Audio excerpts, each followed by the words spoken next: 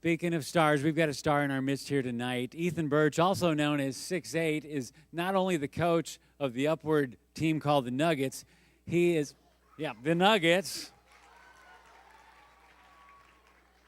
He's also a motivational speaker and a professional entertainer. Every year, Ethan performs at schools and various venues throughout the country, performing his inspiring rap. And in a second, he's going to come up, and I know this place is going to come unglued with cheers. But before that, some of you don't know the story behind the story. There's always a story behind it. Take a look at the side screen. Let's watch. It's been 3 weeks now since we first reported on a Fort Wayne boy battling a rare type of brain cancer. His name is Ethan Birch. He's been undergoing chemotherapy and stem cell work in hopes of saving his life. Tonight I have an update on his progress. It's an exclusive report you'll see only here on News Channel 15. We're calling it Ethan's Wish. On Monday, May 9th, 3-year-old Ethan Birch went to Riley Children's Hospital with his mother by his side.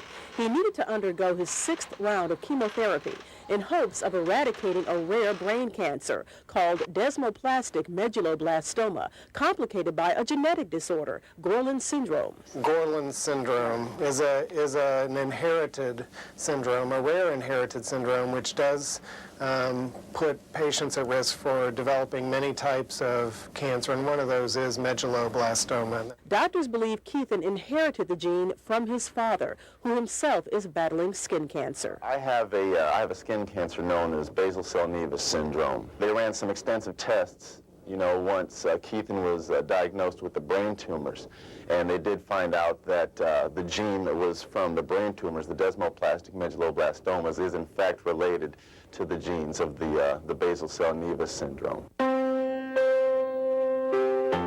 Ethan's case is the only documented one of its kind in Indiana.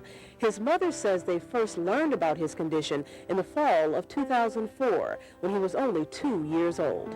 He had a 14-hour emergency surgery to remove 3 cancerous tumors, then followed up with intensive chemotherapy and stem cell treatments. If we used radiation therapy to treat his medulloblastoma, it would have devastating effects on his growth and his development. And he'll have other common side effects from chemotherapy. He may have mouth sores, he may have diarrhea. He likely won't be hungry or want to eat. Where he's more susceptible to catch illnesses, unlike a sore throat to you and I, may cause him to be very ill and down, weak, no appetite. Okay, step up there. 35.8. Checking weight. You weigh 35.8 pounds. Blood pressure and other body readings is a small part of what's done to monitor Ethan's progress. Stop. You want to sit up here on the bed? Up here and have a seat on the bed for me, big guy? I need poo. We need a poo, you betcha. You betcha. He goes through a lot of lab work from week to week. Since we first began reporting this story, we have good news to report.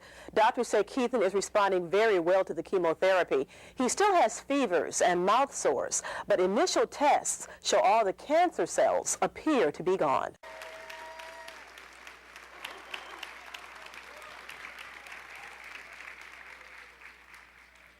It's amazing